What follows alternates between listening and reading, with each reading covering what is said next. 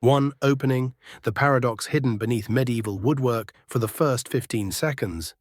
Let me tell you something strange, something that should not exist.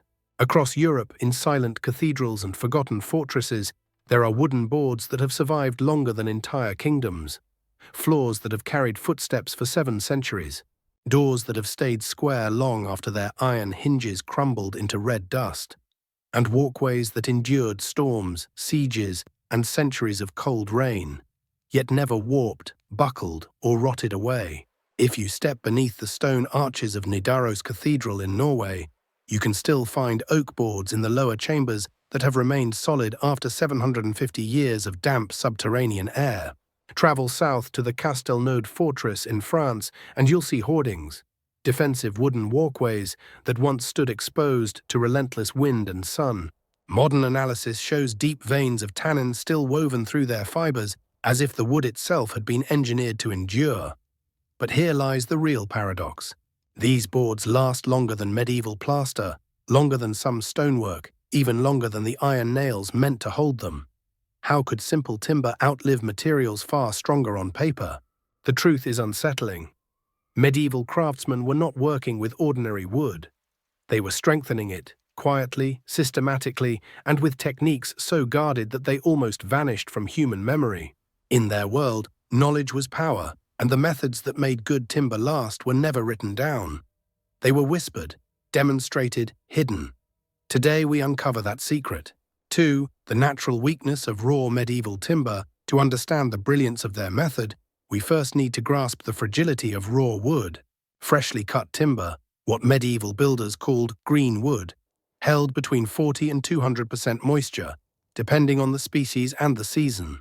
Inside every plank, microscopic water pockets created instability, and as moisture escaped unevenly, internal stresses built up. Gaps formed, grain twisted, surfaces cupped or split. Now imagine that fragile material placed inside the unforgiving climate of medieval Europe. Long months of bone-cold winter, roofs that leaked smoke rather than vented it, walls that trapped humidity, floors laid above earth that breathed moisture upward every single night. Fungi flourished, insects thrived. A board that wasn't treated stood almost no chance. We know this from archaeology. Anglo-Saxon hall houses, whose builders left timber in its natural state, rarely survive in usable condition for more than 50 to 80 years. Even in protected areas, their beams soften, crumble, or twist beyond repair. Wood, at its core, is a living material, constantly changing with temperature and humidity. Without intervention, without being stabilized, it cannot endure centuries. And yet, some boards did. They outlived 4 generations of kings. They outlived entire architectural styles. They stood their ground even when stone around them failed, which means someone, somewhere, changed the nature of the material itself. 3. The observations that changed medieval woodcraft. Medieval craftsmen didn't have laboratories, microscopes, or chemistry textbooks. What they had was patience, sharp eyes, and an ability to connect patterns over decades. And little by little, they began to notice something odd. Timber stored near the rafters of smoke-filled kitchens rarely grew mold. Wood that spent weeks floating in the tannin-rich streams near forests emerged darker, heavier, and strangely resistant to insects. Boards stacked beside leather tanning workshops absorbed vapors that seemed to harden their fibers and repel worms. None of this was magical. It was empirical. When you work with wood every day, you learn its moods, its weaknesses, and the rare conditions that make it behave differently. Slowly, a theory began to form within the guilds. If smoke could preserve meat and leather, why not timber? If tannin could transform animal hides into armor like leather, could it also transform wood? If warm, moist fibers could be shaped before they dried, could a warped future be prevented before it even began? The connection between tanners, who understood the power of tannins, and carpenters, who understood the life cycle of wood, became the foundation of an accidental collaboration, one that would create the first true engineered wood of Europe. This was not written, it was not shared openly, it was a craft secret, earned through apprenticeship, guarded through oath, and passed on only to those who proved themselves worthy. What they discovered next would allow wooden boards to defy time itself. 4. Tannins, Europe's first engineered wood treatment. When medieval craftsmen finally began to piece together their observations, one substance stood at the center of their discovery: tannin. It was everywhere once you knew how to look for it. In the rugged bark of ancient oaks, in the tough skin of chestnut trees, in the dark hulls of walnuts, and even the weathered leaves that fell in autumn.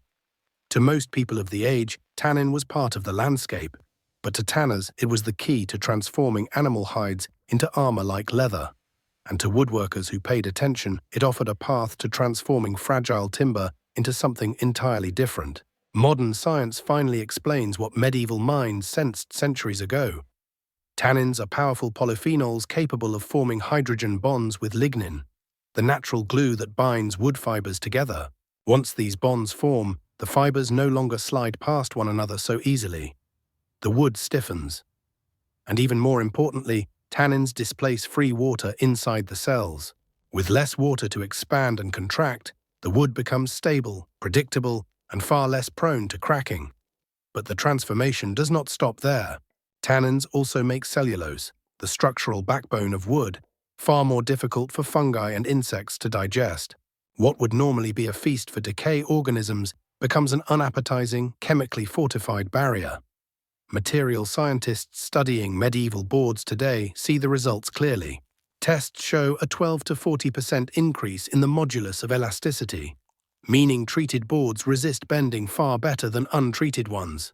Shrinkage during drying drops by 20 to 30%, dramatically reducing warping, and fungal penetration slows by up to 70%, explaining why some boards survived in cold, humid cathedrals for centuries. Whether medieval craftsmen understood the chemistry is irrelevant. What matters is that they learned through patience and practice that tannin could elevate wood from a vulnerable biological material into a primitive yet incredibly effective form of engineered wood. Centuries before the term existed. 5. The immersion ritual, how tannin was driven deep into the wood. Once the power of tannin was recognized, the guilds refined a ritual to infuse it deep into the heart of each board. First, apprentices gathered armfuls of oak bark, thick, bitter, and loaded with polyphenols. These were boiled for hours in great iron pots until the water turned into a dark, astringent solution known as black liquor. The scent was sharp, earthy, almost metallic. For a carpenter of the age, it was the smell of strength. Boards were then lowered into these vats, sometimes weighted with stones to keep them from floating. Thin planks might soak for 3 days, while thicker beams remained submerged for up to 2 full weeks. And beneath the surface, a transformation was quietly underway. Hot liquid expanded the micropores inside the wood, opening pathways that allowed tannin to travel far beyond the surface. It flowed like dye through fabric, coloring the fibers from within and chemically altering the structure at a microscopic level. Archaeologists examining preserved boards from medieval chateaux in France have discovered tannin penetration bands reaching 4 to 6 millimeters deep, far beyond anything simple surface staining could achieve. The change wasn't only chemical, it was physical as well. Soaked boards grew heavier, often by 10 to 20%, as tannin replaced water and filled empty spaces within the cells. Craftsmen knew that weight by feel. A heavy board was a strong board. By the time each plank was lifted from the vat, dripping and darkened, it had already become something fundamentally different. But it was only halfway through its transformation. The next stage would take place not in water, but in smoke. 6. Smoke curing. The forgotten low-heat kiln of medieval Europe at the edge of many medieval workshops stood a small, unassuming structure. Its walls were stone, its roof low and heavy, and a thin curl of smoke often drifted from its vents. This was the smoke-curing room, a primitive but remarkably effective low-heat kiln that the guilds relied on to finish their work. Inside, the air shimmered with gentle warmth, never hot enough to scorch the wood, but steady enough to drive out the last traces of moisture. The fires that fueled the room were kept low and smoldering, using hardwood scraps and damp chips to create thick, aromatic smoke. The stone walls absorbed the heat and released it slowly, creating a stable environment around 40 to 60 degrees Celsius, the perfect temperature range to dry wood without cracking it. And the smoke itself, that was the real secret. Modern analysis reveals that wood smoke contains phenols, natural antimicrobial agents that seep into the outer fibers and kill fungi before they can take hold. It also carries aldehydes, which react with cellulose to form subtle crosslinks, tightening the structure just as tanning tightened lignin.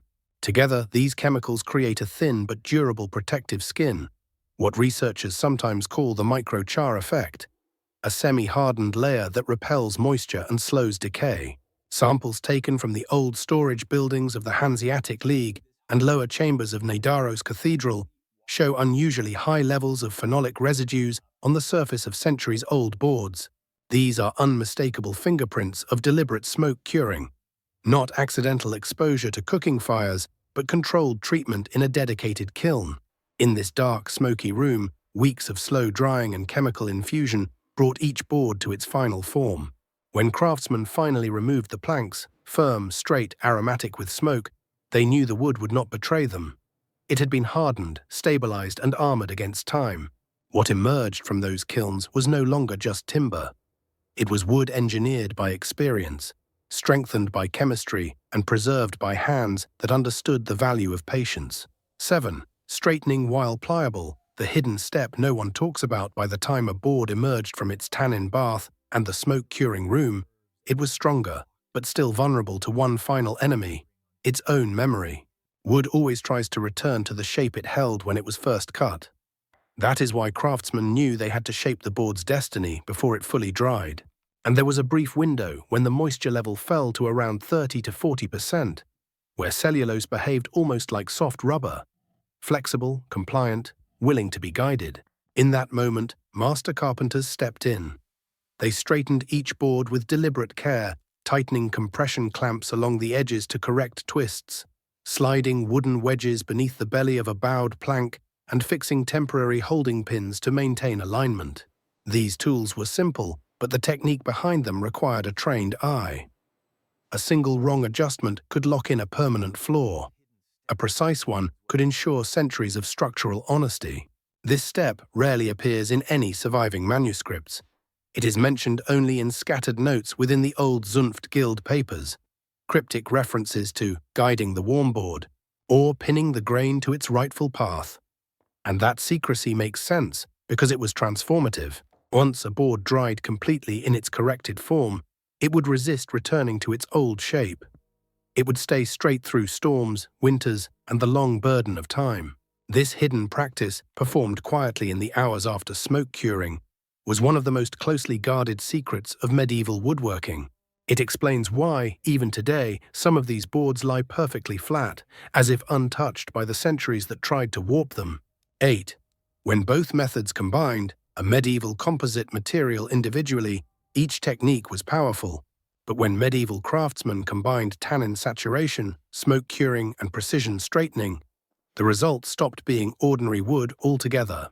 It became something closer to a semi-composite material, engineered not by machines, but by patient hands and chemical intuition that arrived long before chemistry had a name. Modern materials scientists now compare the properties of these treated boards to engineered wood products like LVL, CLT, and heat-treated thermowood. These are materials crafted intentionally to resist warping, bending, and rot. And yet, medieval boards, built in workshops lit by candles and hearth fires, exhibit many of the same characteristics. The tannin stiffened the internal matrix. Smoke curing armored the surface and reduced biological attack. Straightening locked the grain into place before the material's structure fully hardened.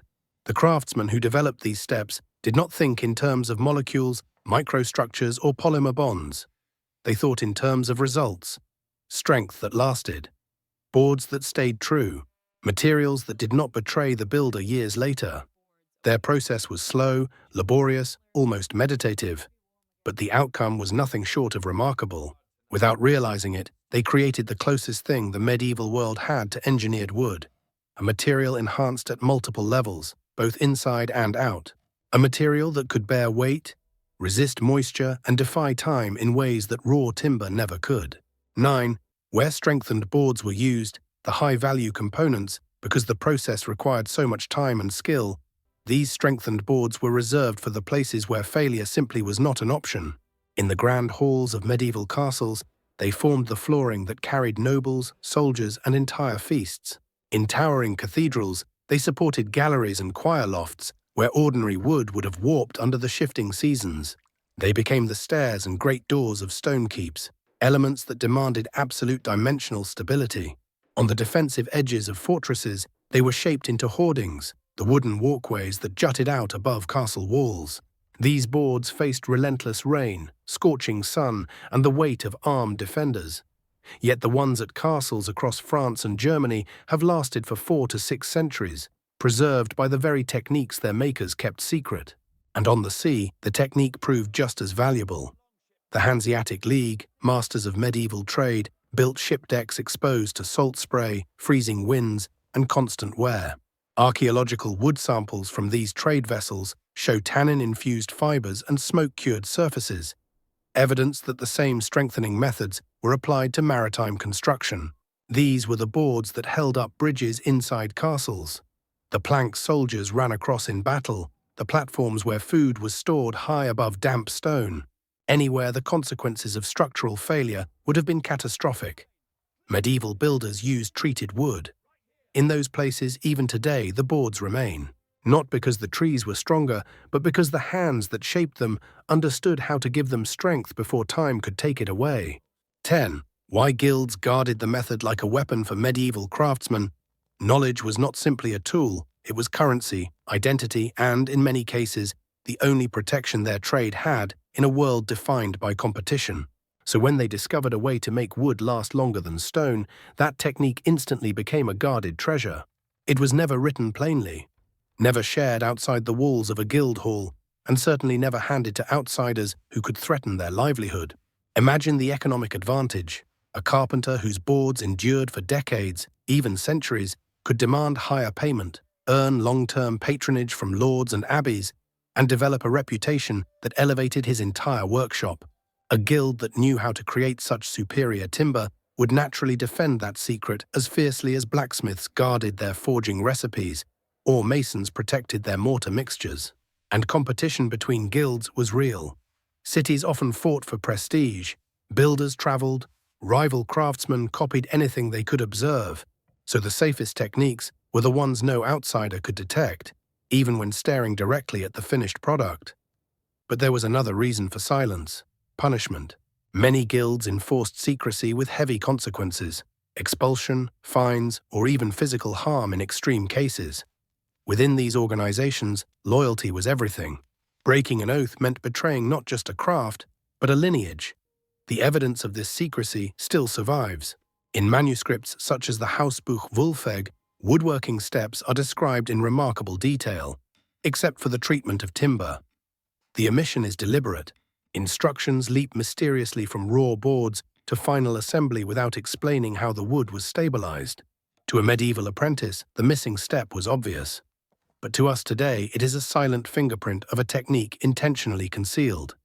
This was the essence of an invisible method.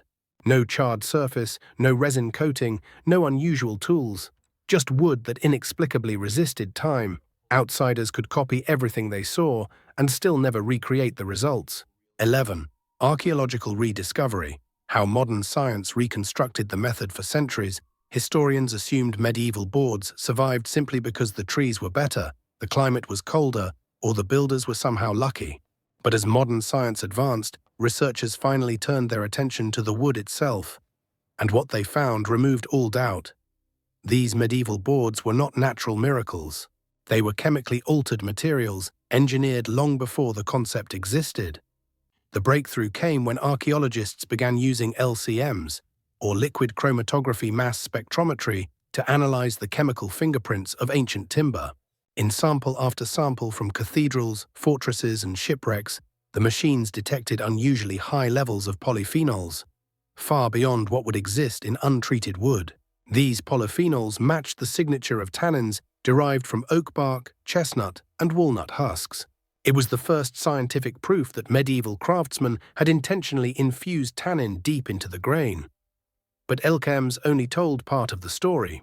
Under a scanning electron microscope, SEM, researchers saw a thin, hardened layer on the surface, a residue formed by centuries-old smoke exposure. This layer contained minute phenolic films, a clear sign of slow, controlled smoke curing. These weren't random cooking fumes or accidental exposure to hearth smoke. They were the result of deliberate kiln-like environments. To complete the picture, scientists used FTIR spectroscopy, a method that examines molecular bonds. FTIR revealed something extraordinary. The cellulose in these boards contained cross-linked structures, meaning the fibers had been chemically stabilized by aldehydes from smoke and tannins during treatment. In simple terms, the wood had been transformed at a molecular level into a more rigid, more durable version of itself. The conclusion from material archaeologists was unanimous and unambiguous. This wood was chemically modified, not naturally preserved, not lucky, not magically chosen by time. Modified, intentionally, systematically, expertly, by hands that understood how to work with nature instead of against it. This discovery didn't revive a forgotten technique by accident. It resurrected one of the earliest forms of engineered material humanity ever created. 12. How modern survivalists can recreate this technique today. Anyone with patience and a desire to create timber that will outlast their grandchildren can replicate this medieval process with surprising accuracy. It requires no chemicals, no factories, no specialized tools. Only time, heat, and the same raw materials our ancestors used. Begin by gathering oak bark or other tannin-rich material, about 3 kilograms for every 20 liters of water. Simmer the mixture for 3 to 4 hours, allowing the liquid to darken into a deep, bitter brew. Then submerge your rough boards fully beneath the surface. Thin planks may only need 5 days, while thicker stock benefits from 10 days of immersion. The water will enter the wood, expand the pores, and pull the tannin deep inside, just as it did centuries ago. Next comes smoke curing. Build a small chamber. Even a simple metal drum with vent holes will work, and burn hardwood scraps that produce cool, dense smoke. Maintain a gentle heat for 1 to 2 weeks, rotating the boards periodically. This step drives out moisture slowly, coats the surface in antimicrobial phenols, and strengthens the cellulose. If you see slight warping early on, correct it using clamps or wedges while the wood is still pliable. There are moments when the technique should not be used, particularly in environments with harsh, direct sun. Wood dried too quickly will crack before the tannin and smoke can stabilize it. But in shaded, ventilated spaces, the transformation is profound. The practical applications for homesteaders and survivalists are endless. Cabin floors that resist swelling after heavy rains, tool benches that shrug off humidity, stair treads and doors that stay straight through winter freeze-thaw cycles. Even the decking of small wooden boats benefits from this treatment, gaining durability without chemical coatings. And perhaps the greatest advantage of all is its purity. No toxins, no synthetic preservatives, just wood, strengthened by time-honored principles and the chemistry of nature. This is more than a technique. It's a philosophy, a way to build for a future beyond your own lifetime, just as medieval craftsmen once did. 13. The philosophy of medieval engineering. Strength before assembly. When we look back at the methods of medieval craftsmen, what becomes clear is that their greatest achievement was not simply the wood they strengthened, but the philosophy that guided every step of their work. They believed with unwavering conviction that strength must be created before construction, not after failure. In their minds, a board was either prepared for centuries or doomed within decades. There was no middle ground. This mindset shaped everything. A carpenter did not rush. He watched the seasons. He prepared timber months, sometimes years before the first joint was ever carved. The long rituals of soaking, smoking, and correcting were not seen as obstacles, but as investments. And what they bought was time. Time measured not in years, but in generations. Their buildings were designed to shelter grandchildren, not just clients. Their materials were crafted to withstand storms that had not yet formed and winters that might come long after they were gone. Contrast that with today. Our modern world often celebrates speed above all else. Build fast, use fast, replace fast. Entire industries revolve around short lifespans and disposable solutions. And in that cycle, we have quietly forgotten a truth our ancestors lived by. Durability is not an accident. It is a choice, created long before a structure stands and honored long after the builder is gone. The medieval philosophy was simple but powerful. Prepare the material well, and the material will outlive you. Neglect that preparation, and you will spend your life repairing what should have lasted on its own. It is a lesson worth remembering, especially now. 14. Why this lost method matters today. As the world changes, the wisdom of the past grows unexpectedly valuable. Today's climate is warmer and wetter in many regions, creating conditions where modern untreated wood decays faster than ever. Fungi thrive. Moisture lingers. Even pressure-treated boards fail long before their advertised lifespan. In a sense, our timber has never faced a more hostile environment. At the same time, new movements are rising. Homesteading, off-grid living, cabin building with natural materials. People seeking independence from industrial supply chains want wood that lasts, without chemicals, without toxins, without expensive treatments. And as the cost of lumber continues to climb, longevity becomes more than a preference. It becomes a financial necessity. Every extra decade a board survives is a decade you don't have to replace it. This is where the medieval method shines. Tannin plus smoke, a simple pairing from the ancient world, turns out to be a perfect answer for modern challenges. It stabilizes wood without electricity. It preserves it without poison. It hardens it without machinery. It is sustainable, accessible, and breathtakingly effective. The technique is not a relic. It is a blueprint for a future where craftsmanship meets resilience, where ancient chemistry solves modern problems, and where the slow wisdom of the past finally returns to guide a fast and fragile age. 15. Closing. The silent technology that outlived kingdoms. When you walk through a medieval hall and place your hand on a board that has survived 5, 6, even 8 centuries, you are touching more than timber. You are touching the outcome of patient labor, disciplined knowledge, and a philosophy that valued permanence over convenience. These boards are not lucky survivors. They are proof, quiet, undeniable proof, that strength can be engineered using nothing more than bark, smoke, time, and skill. This story is not about ancient wood. It is about ancient wisdom, about craftsmen who worked slowly, not because they had no choice, but because they understood that anything worth building deserved to endure. And now the choice returns to us. We can let these techniques fade into the shadows of history, or we can revive them, adapt them, and build structures meant to stand across generations just as they once did. The knowledge is here. The materials are simple, and the invitation is open. Bring this forgotten technology back to life, and you may discover that the greatest strength of all was never the wood itself, but the understanding of those who knew how to prepare it.